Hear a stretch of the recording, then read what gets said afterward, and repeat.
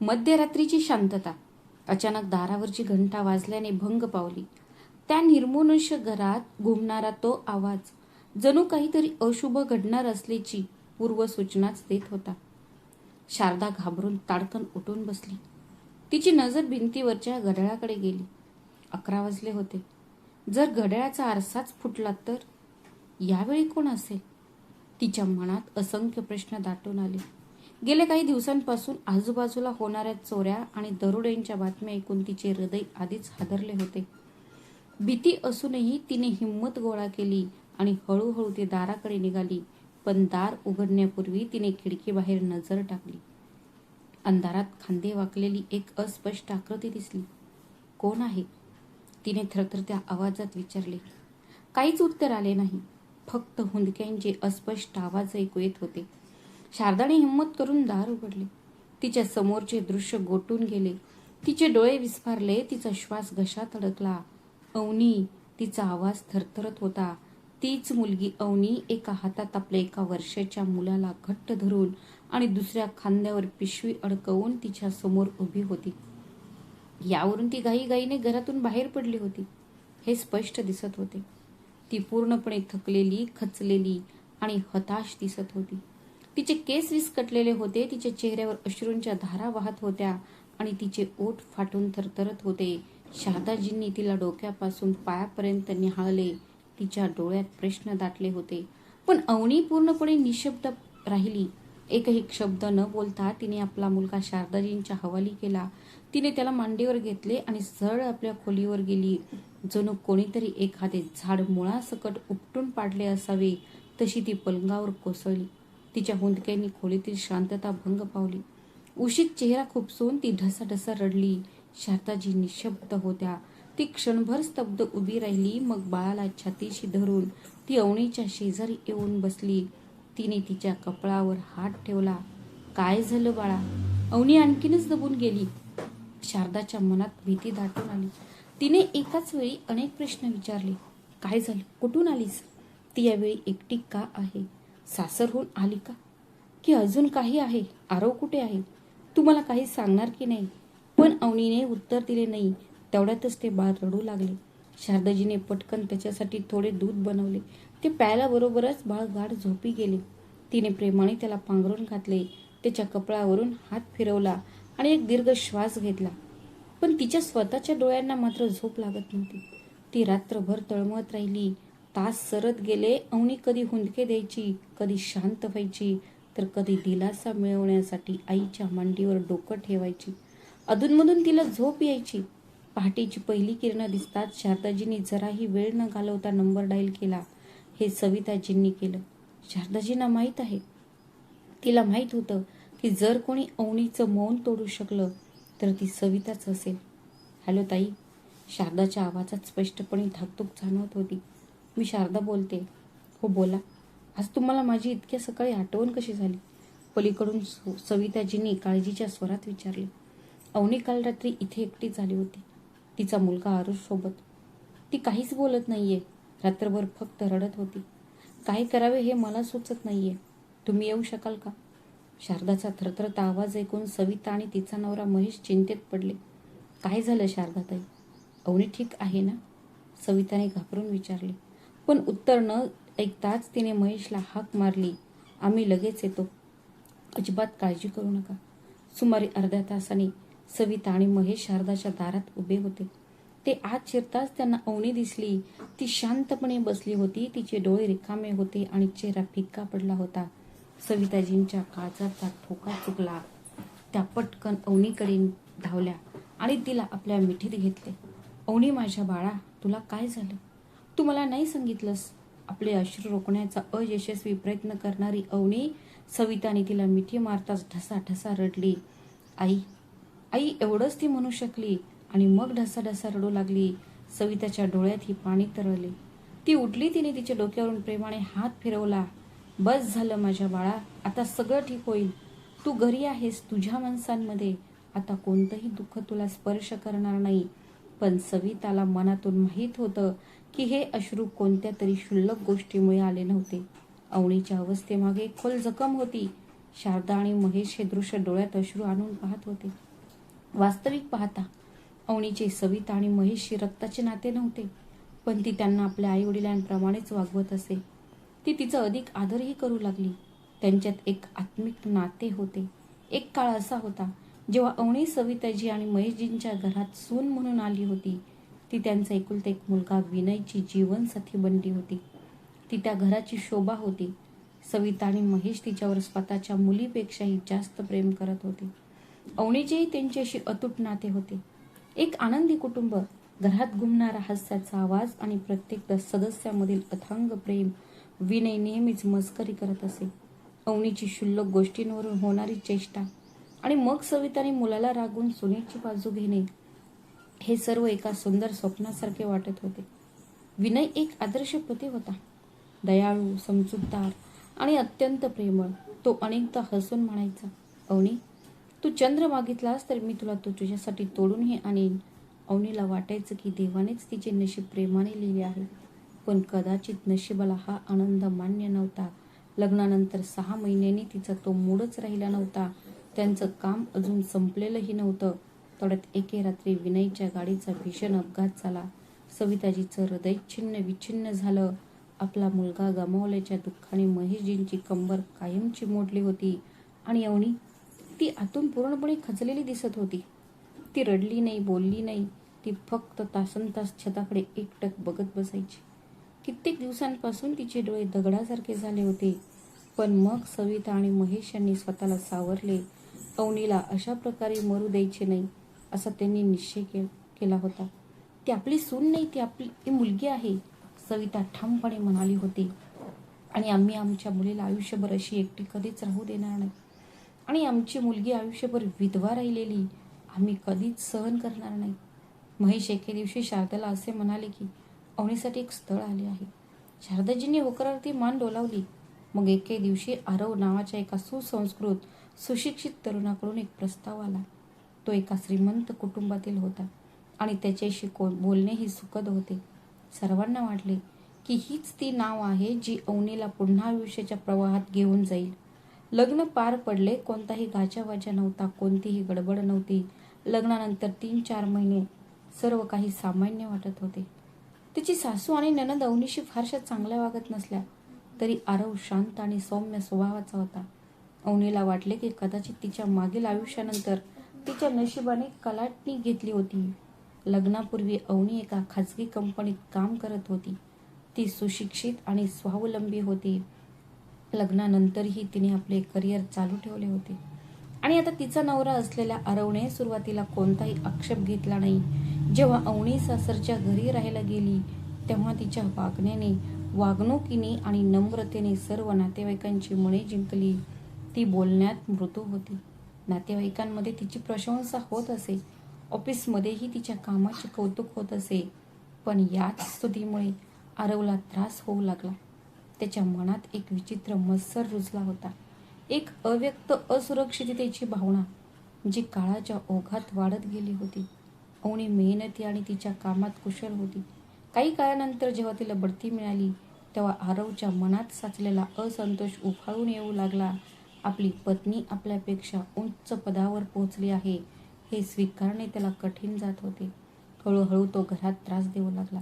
तो कोणत्याही आणि प्रत्येक लहान सहान गोष्टीवरून चिडायचा.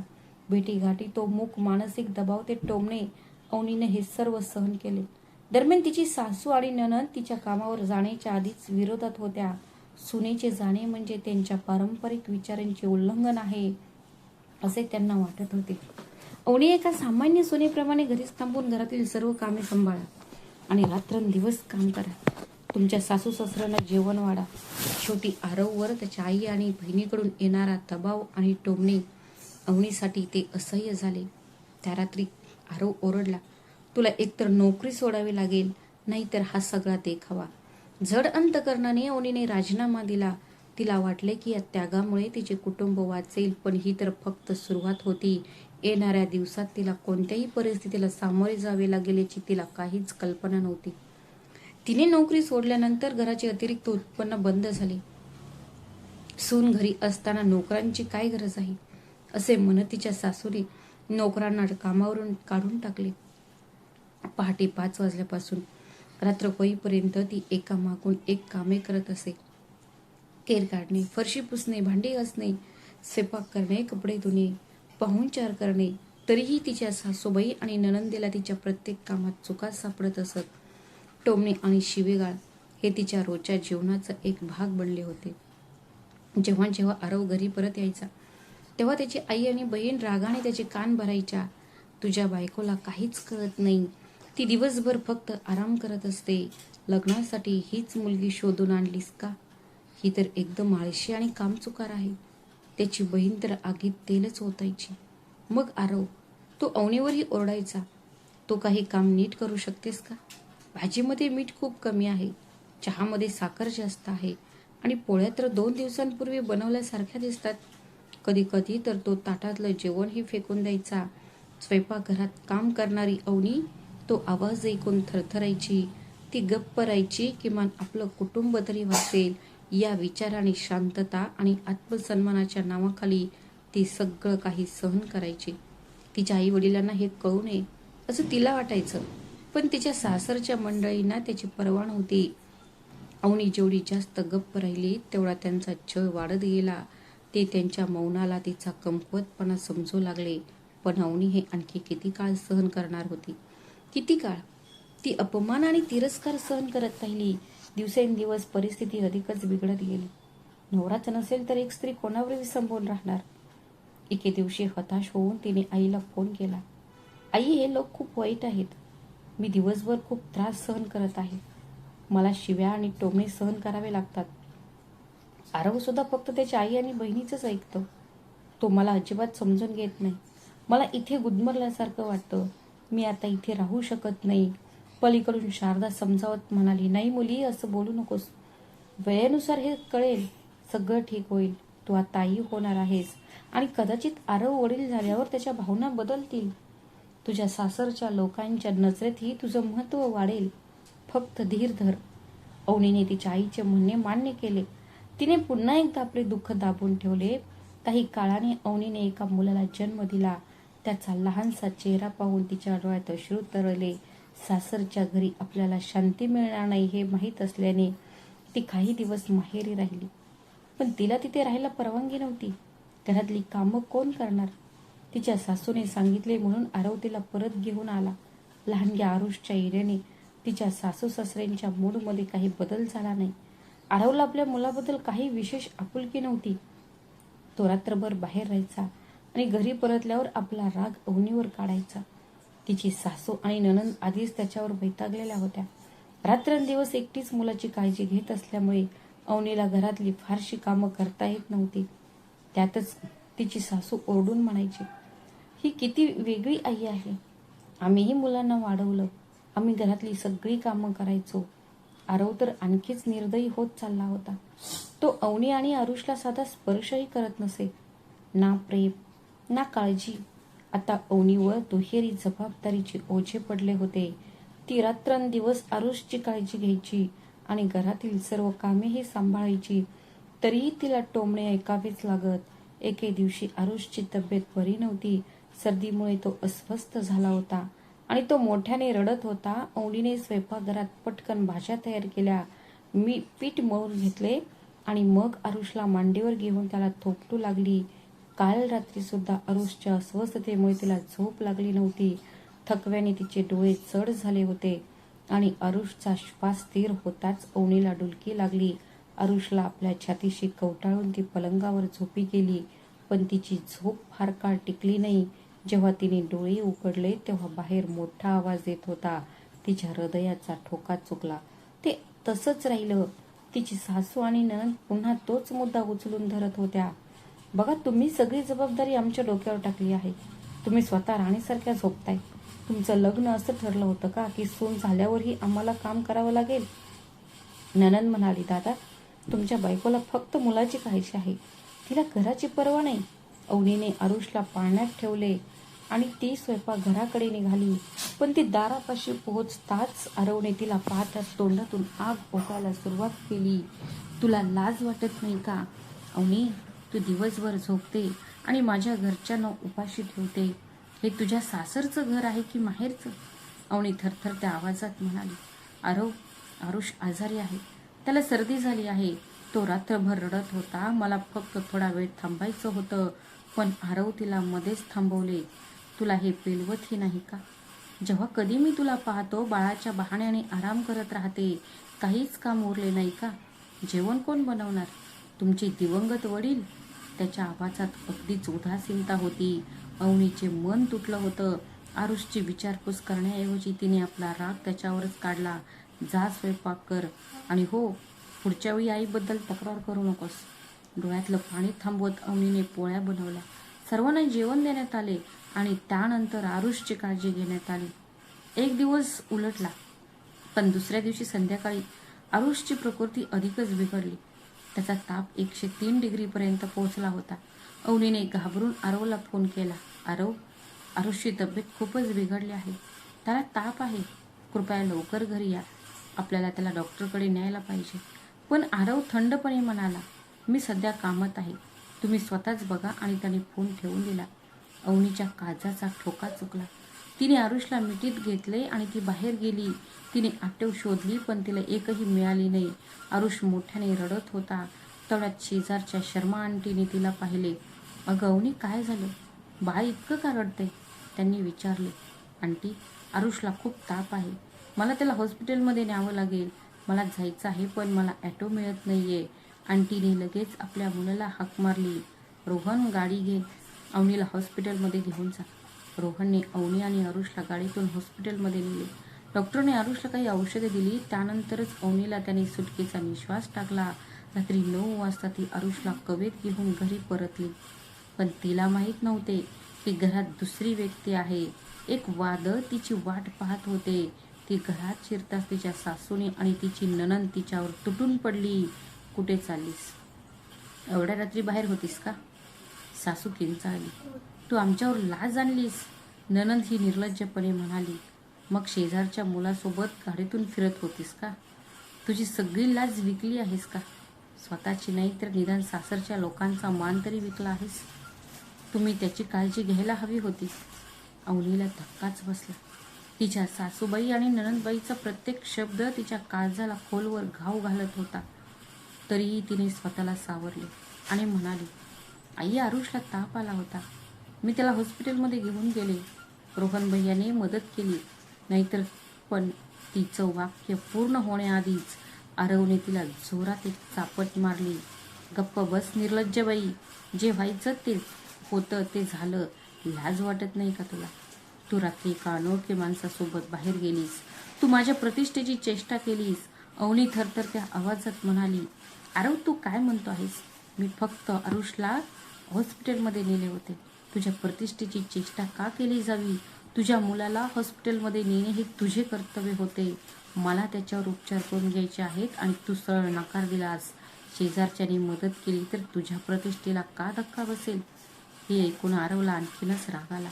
त्याने अवनीचे केस घट्ट पकडले. तो ओरडला, तू खूप मोठ्याने बोलत आहेस. तुझ्या मर्यादेत राहा.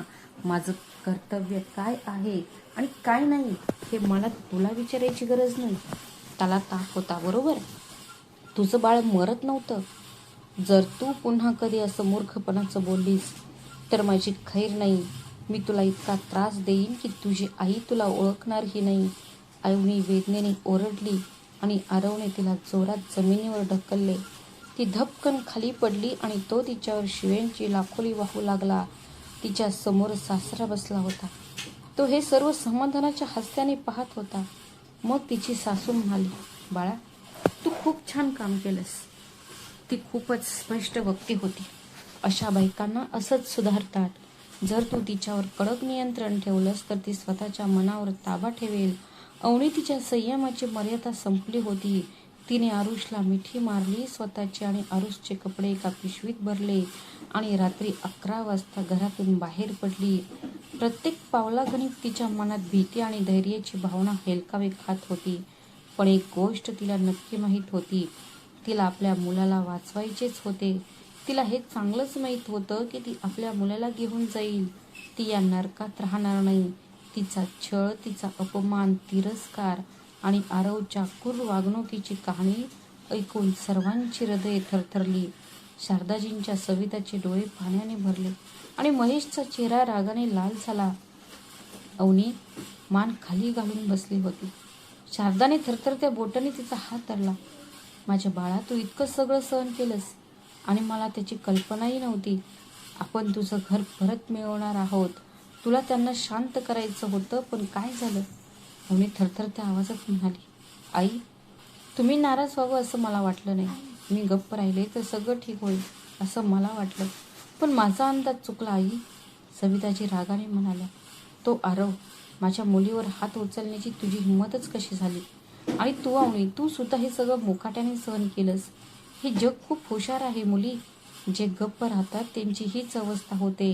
हे जग स्त्रीच्या मौनाला कमजोरी समजते. तू गप्प राहिलीस त्यामुळेच त्यांनी तुझा छळ केला. तू ही प्रत्युत्तर दिलेच पाहिजे, आणि तेही योग्य रीतीने. जर कोणी तुला 2 गोष्टी बोलला तर तू त्याला 4 गोष्टी बोल. जर कोणी हात उचलला तर त्याला पकडून तोडून टाका, आणि जर कोणी तुमचा अपमान केला तर मान वर करा. त्यांना सांगा की तुम्ही दुर्गेचा अवतार आहात, एखादी असहाय्य स्त्री नाही. अवनीचे डोळे पाणावले होते, पण आता त्यात एक विलक्षण चमक होती.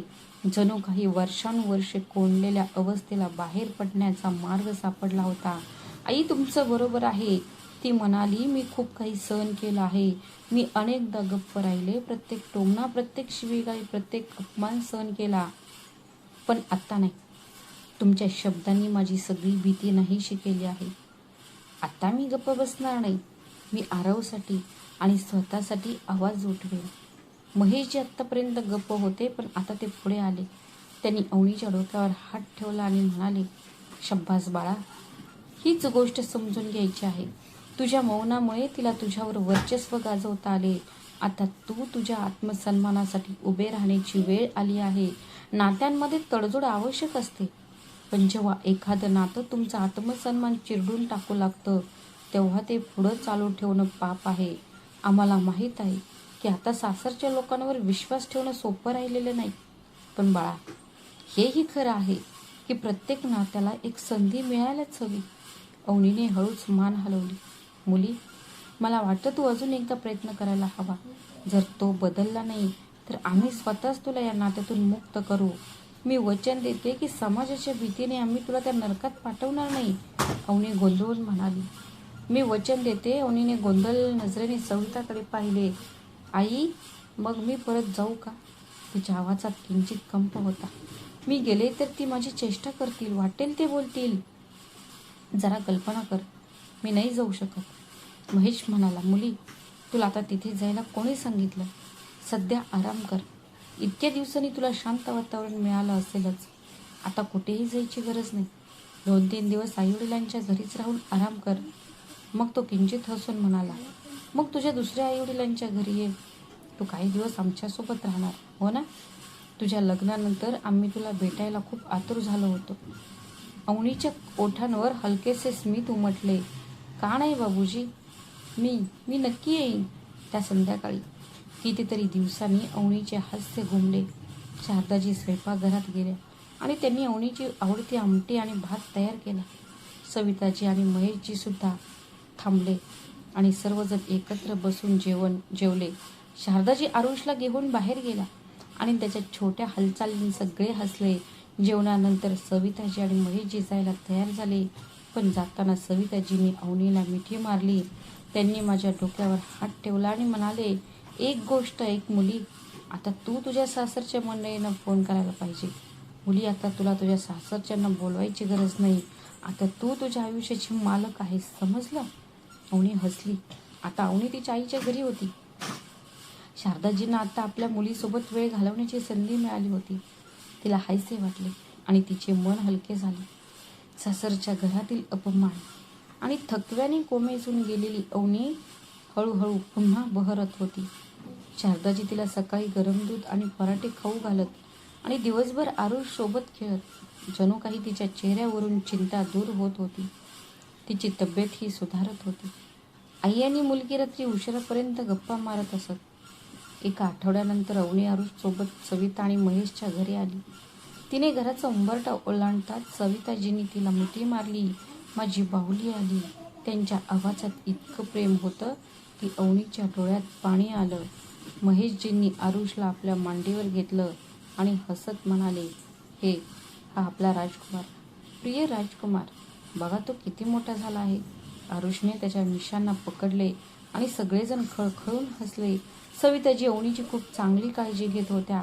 अवनीला असे वाटले की जणू ती विनयची पत्नी असतानाच्या काळात परत आली आहे आणि त्यांचे घर आनंदाने भरून गेले होते. सविता आणि महेश यांच्या चेहऱ्यावर पुन्हा पूर्वीची चमक आली. अवनीमध्ये त्यांना त्यांची मुलगी मिळाली होती. ते आरुष सोबत हसायचे आणि खेळायचे. आज सविता आरुष सोबत खेळताना सविताजींना आपला मुलगा विनयच्या बालपणीची आठवण झाली. ते जुने दिवस आठवताच त्यांच्या डोळ्यात अश्रू दाटून आले. अवनीला त्यांचे दुःख समजले आणि तिच्याही डोळ्यात अश्रू तरळले. तेव्हा सविताजी म्हणाल्या, विनय गेला अवनी, पण तू आमची मुलगी आहेस. हो, तुला बघून असं वाटतं की तो पुन्हा आपल्यासोबत आहे. मी माझा मुलगा गमावला आहे, पण मला माझी मुलगी पुन्हा गमवायची नाही.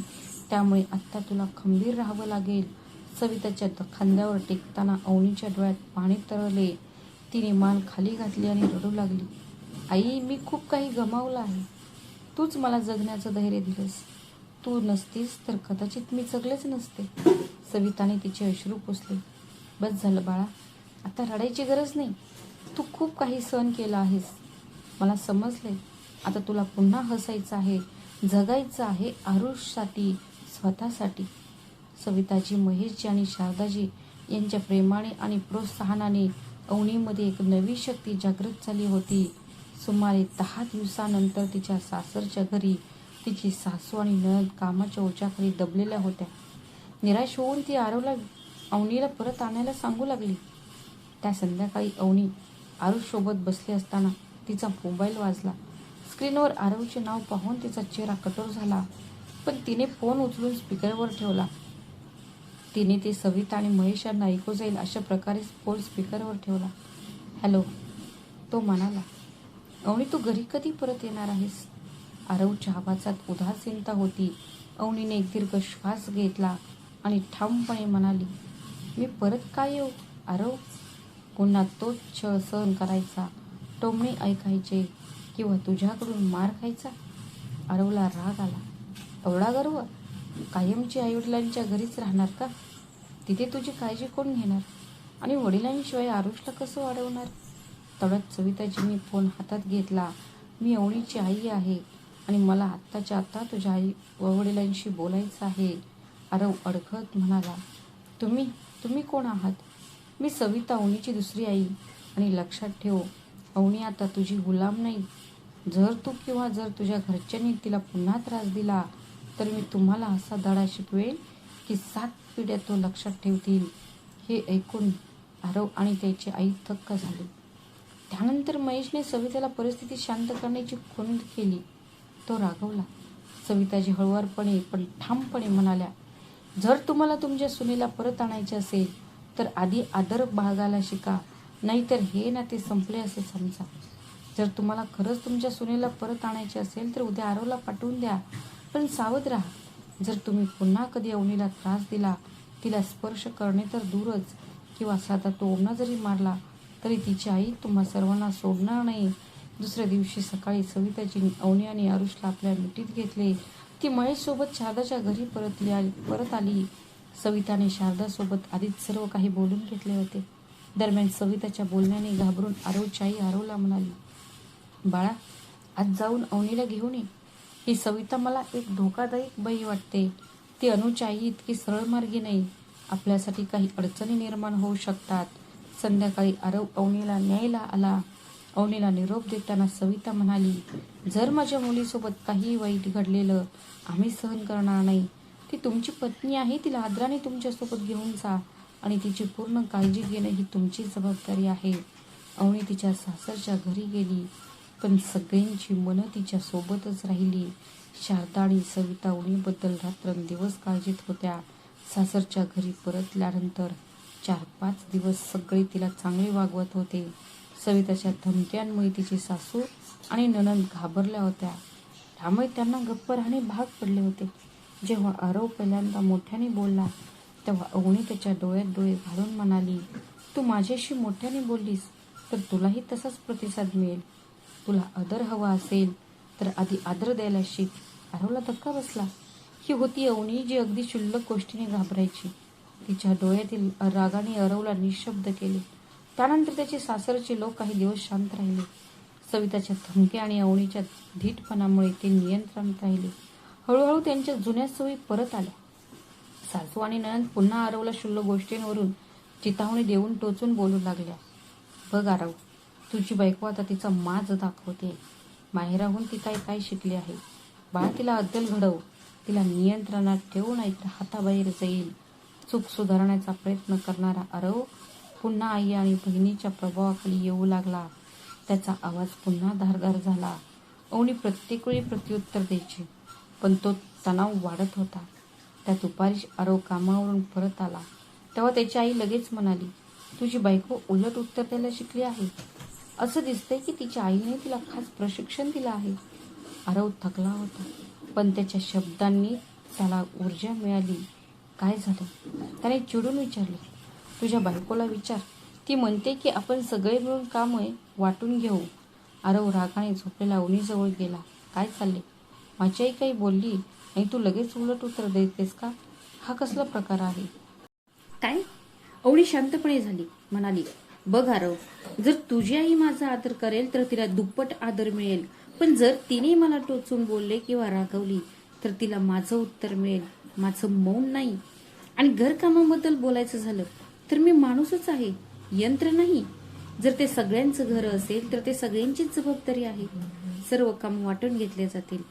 मी सगळं काही एकटी करणार नाही. तुमच्या आई आणि बहिणीनेही मदत केली पाहिजे. पण आरवचा चेहरा रागाने भरलेला होता. त्याचे डोळे लाल झाले. आणि आता तू माझ्या आईला उत्तर देणार आहेस का? तिच्याकडून काम करून घेणार आहेस का? तो ओरडला. त्याच्या रागाचा पारा चढला होता. त्याने सर्व मर्यादा ओलांडून अवनीच्या गालावर जोरात चापट मारली. स्वयंपाकघरात शांतता पसरली. सर्व काही संपले होते, पण आता ती अवनी राहिली नव्हती, जी शांतपणे अश्रू ढाळायची. तिच्या डोळ्यात जणू आग भडकली होती. ती मागे वळली आणि आपल्या पूर्ण ताकदीने आरवच्या गालावर एक जोरदार चापट मारली, ज्यामुळे संपूर्ण खोली दणाणून गेली. तिचे सासरचे लोक थक्क झाले होते. अरे देवा, सासूने छातीवर हात ठेवत म्हटले, या मुलीने नवऱ्यावर हात उचलला, निर्लज्ज. ननंदेचे डोळे रागाने लाल झाले होते. आरव सुद्धा गप्प बसणार नव्हता. त्याचा चेहरा रागाने लाल झाला होता. तुझी हिंमत कशी झाली माझ्यावर हात उचलण्याची? त्याने हवेत हात उंचावत पुन्हा अवनीकडे पाऊल टाकले, पण अवनी मागे हटली नाही. तिने थेट आरवच्या डोळ्यात पाहिले आणि मोठ्याने म्हणाली, जर तू आता मला साधा स्पर्श जरी केलास तर मी तुला आत्ताच्या आत्ता ठार मारेन. मी पोलिसांना बोलवणार.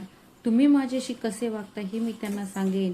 आणि हो सासूबाई, आज मी फक्त तुमच्या मुलाला मारले, पण जर तुम्ही सगळ्यांनी तुमचे हे चाळे थांबवले नाहीत तर उद्या तुम्ही सुद्धा अडचणीत याल.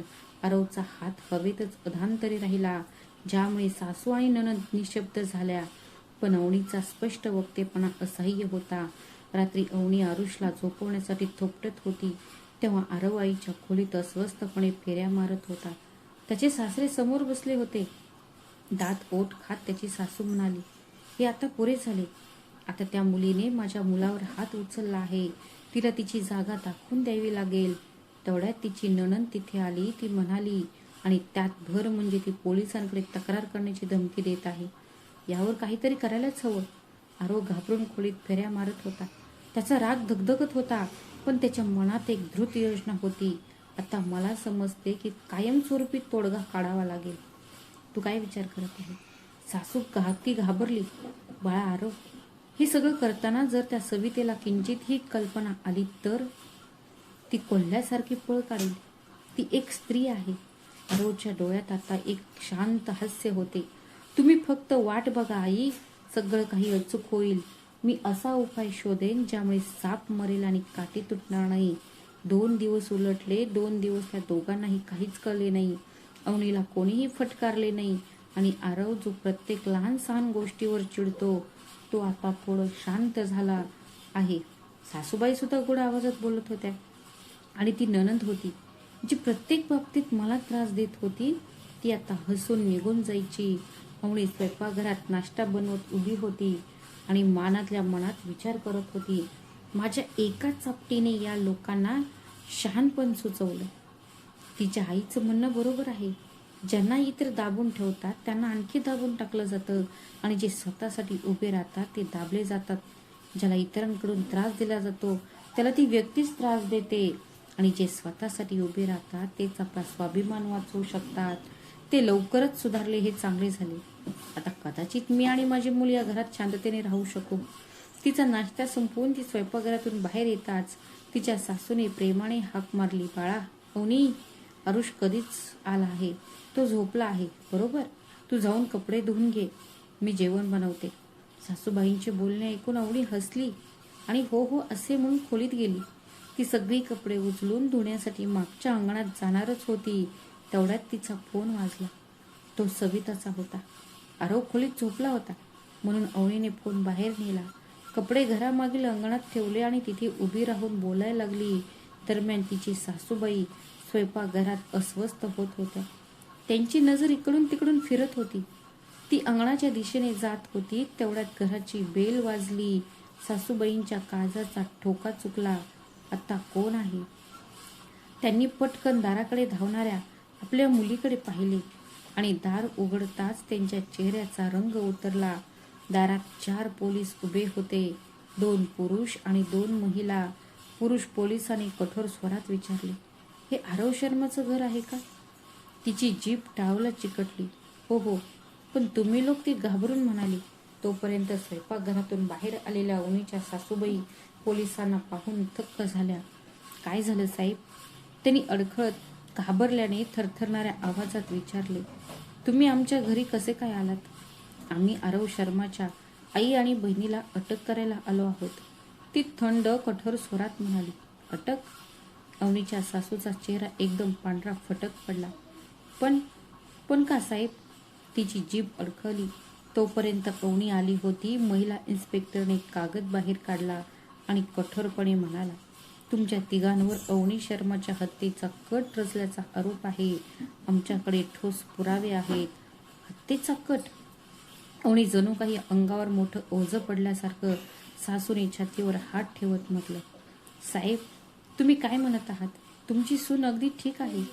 अवनी, पुढे ये आणि त्यांना सांग की आम्ही तुला किती चांगलं वागवतो. तिने अवनीकडे पाहिले. तिच्या डोळ्यात खोट्या निरागसतेचे आणि भीतीचे मिश्रण होते. आपण अशा गोष्टीचे स्वप्न सुद्धा पाहू शकत नाही. स्वप्नात नाही आई, तुम्ही हे प्रत्यक्षात करू शकता आणि तुम्ही ते केलेही आहे, अवनी मोठ्याने म्हणाली. तेवढ्यातच दारावर आणखी एक आवाज झाला. सविता आणि महेश घाईघाईने आत आले. सविताचा चेहरा रागाने लाल झाला होता. क्षणाचाही विचार न करता ती आरवकडे धावली आणि त्याच्या गालावर जोरात एक चापट मारली. तुम्हाला दुसरी संधी देणे ही एक आमची चूक होती. मला वाटलं होतं की कदाचित त्यात सुधारणा होईल, पण आज हे सिद्ध झाले आहे की कुत्र्याची शेपटी कधीही सरळ नसते. ती इन्स्पेक्टर कळवली. साहेब, त्या सगळ्यांना अटक करा. त्यांनी माझ्या मुलीला मारण्याचा कट रचला आहे. चापटीचे चटके अजूनही गालांवर जाणवत असलेला आरव कुटीलपणे हसण्याचा प्रयत्न करत म्हणाला, 1 मिनिट थांबा. तुमच्याकडे पुरावा काय आहे? पुराव्याशिवाय तुम्ही आम्हाला असे अडकवू शकत नाही. पुरावा? सविताजींनी आपला मोबाईल काढून इन्स्पेक्टरच्या हातात दिला आणि मग आरवला म्हणाल्या, हे घे, तू सुद्धा पुरावा बघ. तुरुंगात जाण्यापूर्वीची ही तुझी शेवटची इच्छा आहे. मी पण ते पूर्ण करीन. लपवलेल्या कॅमेऱ्याने रेकॉर्ड केलेला व्हिडिओ मोबाईल फोनवर सुरू झाला. मागचा दरवाजा उघडला. आरव एका माणसाला शांतपणे आत आणत होता. वॉशिंग मशीन उघडण्यात आले. मोटरच्या आत एक विशेष उच्च व्होल्टेजचा मोटर होता. वायरिंग अशी जोडली व्यवस्था केली की अवनी कपडे धुण्यासाठी मशीनमध्ये पाणी ओतताच संपूर्ण मशीन विजेवर चालते आणि हे सर्व एक सुनियोजित षडयंत्र होते याचा कोणालाही संशय येत नव्हता. तो एक अपघातच वाटला असता. फुटेज पाहिल्यावर इन्स्पेक्टरचा चेहरा कठोर झाला. त्यांनी इतक्या सुनियोजित कुणाची कल्पनाही केली नसेल. तो जवळच उभ्या असलेल्या कॉन्स्टेबलला म्हणाला, अवनीची सासू, नणंद आणि आरव यांचे डोळे जणू दगडाचे बनलेले होते. आई ती निशब्द झाली जेव्हा महेशजी म्हणाले, आरव, तुला असं का वाटलं की तुझे हेतू माहीत असूनही आम्ही आमच्या मुलीला तुझ्यासारख्या लांडग्याच्या हवाली करू? त्यांनी आरवकडे एक थंड कटाक्ष टाकला. तुला कदाचित माहीत नसेल, या घराच्या प्रत्येक कोपऱ्यात छुपे कॅमेरे बसवलेले आहेत. आणि ज्या दिवशी तुम्ही सर्वजण एका नातेवाईकाच्या लग्नासाठी बाहेरगावी गेला होतात आणि अवनी आरुष सोबत एकटी होती, त्याच दिवशी आम्ही ते लावले. तेवढ्यात दाराच्या चौकटीवर आणखी एक आवाज झाला. शारदाजी तिथे अवनीची आई होती. तिच्या डोळ्यात काळजी होती. तिने संपूर्ण दृश्य पाहिलं. अवनीचा चेहरा, आरव, दहशत आणि पोलिसांची उपस्थिती. तिच्या डोळ्यात पाणी तरळले. तेवढ्यात अवनीची सासू ओरडली. ती म्हणाली, तुम्ही आमच्या घरात छुपे कॅमेरे लावले. कायद्यानुसार हा गुन्हा आहे. त्याच वेळी शारदाजींनी तिच्या गालावर एक जोरदार चापट लगावली. आम्ही गुन्हा केला नाही, तुम्ही केला आहे. तुमच्या सुनेचा जीव घेण्याचा एक कट रचला गेला असून आता कायद्याची भीती निर्माण झाली आहे. तेव्हा शारदाजी म्हणाल्या, तू माझा जावई म्हणून घेण्याच्या लायकीचा नाहीस. तू माझ्या मुलीला मारणार का? तो म्हणाला, तिने मला एक चापट मारली. मग ती अवनी जवळ आली. तिच्या डोक्यावरून हात फिरवत म्हणाली, बाळा, तू ठीक आहेस ना? अवनीच्या डोळ्यात पाणी आले, पण ती हसून म्हणाली, हो आई, मी आत्ता अगदी बरी आहे. शारदाचा कंठ दाटून आला. तिने अवनीला मिठी मारली. तिने माझा हात धरला. तू आता या घरात राहणार नाहीस. तुझ्या या अवस्थेत कुठेतरी मी सुद्धा दोषी आहे. तुम्हाला अनेकदा सांगितलं आहे की हे लोक तुमचा छळ करत आहेत.